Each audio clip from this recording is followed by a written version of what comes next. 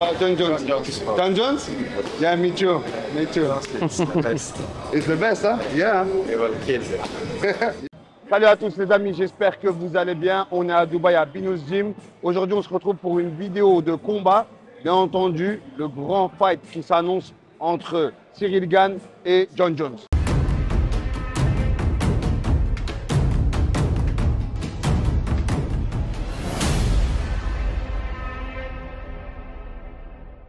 Cette analyse autour de ce combat qui est donc entre Jon Jones qui a disparu de nos écrans pendant quelques temps et Ciryl Gane qui est en plein essor.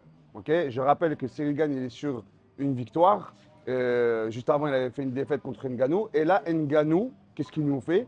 Il laisse vacant donc son titre, la ceinture de l'UFC. Et là, soudainement, on a cette annonce où Jon Jones fait son comeback à l'UFC, mais au poids lourd. Ok. Moi, j'ai tout à penser que Dana White nous a fait une spéciale commerciale. Donc, je m'explique. On a Ngannou qui sort de la KT, qui quitte l'UFC parce qu'il a des problèmes avec Dana White. Concernant l'argent, pas l'argent, etc. Bon, ça les regarde, c'est pas le sujet d'aujourd'hui.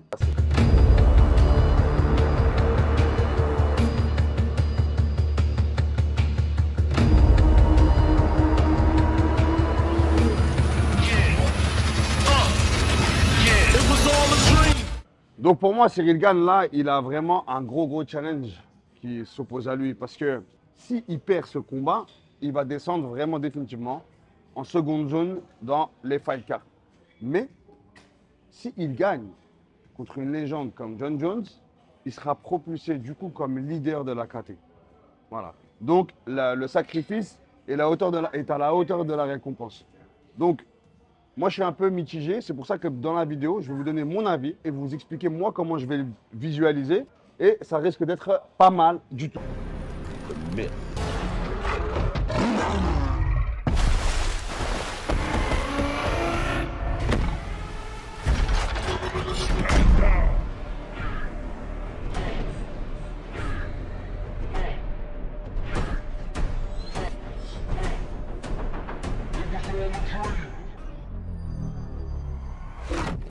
Alors, mon pronostic, je vais vous le donner tout de suite. Comme ça, je ne vais pas vous donner plus de suspense. Pour moi, Jon Jones va gagner ce combat. Mais pas de n'importe quelle manière. Je vais vous donner ma synthèse définitive à la fin de cette vidéo. C'est pour ça là que tu dois la regarder jusqu'au bout. Ok, donc là, on va passer à l'analyse physique. Ok, on a Ciryl Gane d'un côté qui fait 1m93, 112 kg, entre 110 et 112 kg, avec une allonge de 207 cm. De l'autre côté, on a Jon Jones qui fait 1m93 aussi, avec 93 kg et une allonge de 215 cm. Donc là, on a deux monstres physiques, deux athlètes hors normes qui vont s'affronter. On a un petit avantage au niveau de l'allonge pour Jon Jones, mais on a une musculature beaucoup plus homogène chez Ciryl Gane. Donc on a à peu près le même style de boxe, mais on a deux physiques qui ne se ressemblent pas tout à fait. Donc, on sait que la polémique tourne autour du fait que Jon Jones doit changer de catégorie. Ok, 93 kg, comment va-t-il faire pour garder sa rapidité, garder sa technique, sa mobilité, avec 7 kg de plus? Moi, je ne vois pas le travail aussi dramatique et aussi difficilement atteignable. D'accord? On a vu des scènes de training où il y a beaucoup de pliométrie. On a beaucoup de charges lourdes. On a aussi du spécifique MMA. D'accord, on peut voir des tractions avec beaucoup de grappes, des travails de grappes au niveau des barres. Moi, je pense qu'il va gagner en puissance. Il va garder sa rapidité et il ne va pas du tout gâcher sa mobilité, bien au contraire. On peut voir aussi que beaucoup de musculation est pratiquée sur le bas du corps. Il est beaucoup sur la presse, beaucoup sur les leg extensions, beaucoup sur les fentes. Et ensuite, on le voit avec une barre faire du squat jump. Ça sert à quoi? Ça sert à garder justement cette mobilité en faisant de la viande au niveau des cuisses. Fernand Lopez ne devrait pas baser sa technique, son plan de combat autour de ces soi-disant faiblesses qu'il pourrait avoir en prenant du poids. Je pense qu'il ne va pas faire cette erreur parce que déjà, il faut savoir que Fernand Lopez, c'est quelqu'un de très instruit dans le sport et dans la prépa physique et surtout functional training. Moi qui ai passé mon diplôme avec lui, je peux vous témoigner que c'est quelqu'un de très intelligent. Cependant, ne faisons pas l'amalgame en nous disant que le fait qu'il va prendre du muscle va le ralentir. Ça, c'est des idées reçues, ce n'est pas tout à fait vrai. On peut prendre le cas des gens qui jouent en NFL, c'est des mecs qui font 100 kilos, ils sont bodybuildés et pourtant c'est des fusées. Tout dépend de comment on va travailler le truc. Ok? Dernière chose, on peut voir aussi sur des mouvements de biceps curl un peu mal faits, hein, quand on voit John Jones s'entraîner en musculation. Mais moi, je pense que John Jones nous fait un travail de désinformation pour tromper l'adversaire. Quand on le voit faire des pattes d'ours, on peut le voir un peu ralenti, un peu sur les talons et un peu pâteau. Pour moi, à son niveau d'expérience, d'expertise de combat, je pense qu'il nous donne les images qu'on a envie de voir, surtout au camp adverse, parce que justement, il a envie que tout le monde tombe dans le piège de se dire, s'il monte de KT, il monte en poids lourd, donc automatiquement, il va perdre sa vitesse et sa mobilité. Moi, je pense que, comme Ngannou, on va se retrouver à une surprise totale sur ses performances physiques et techniques, parce que Ngannou nous avait surpris, vous vous rappelez, sur son cardio et surtout sur sa lutte. Au sol, il s'est grave débrouillé et Cyril Gane a été surpris de par justement cette évolution au niveau du JJB. Et c'est à mon avis pour ça surtout qu'il s'est retrouvé un peu désorienté, Cyril Gane. Et à notre grande surprise, c'était Gane qui était essoufflé et pas Ngannou. Voilà. Ok, donc là on va analyser les deux combattants. On a l'expérience. L'expérience, bien entendu, prime pour John Jones. John Jones, 10 défenses de titre, aucune défaite, une seule enregistrée par forfait, par disqualification, pardon, pour dopage. Ok? On a Cyril Gane qui nous fait 10 victoires, une défaite. Bien entendu, John Jones est plus ancien à l'UFC, donc c'est normal que l'expérience est pour lui. Ensuite, on a le striking. Le striking, je dirais qu'on met un point chacun, parce que les deux se ressemblent beaucoup. Cyril Gane qui vient du Muay Thai, donc qui a une boxe complète en pied-point, mais on a un gros filou à côté qui a déployé son apprentissage du combat debout. Il sait mettre des coudes, il sait mettre des genoux, il sait mettre des saisies. Donc, un point chacun. Pour l'instant, on a John Jones devant.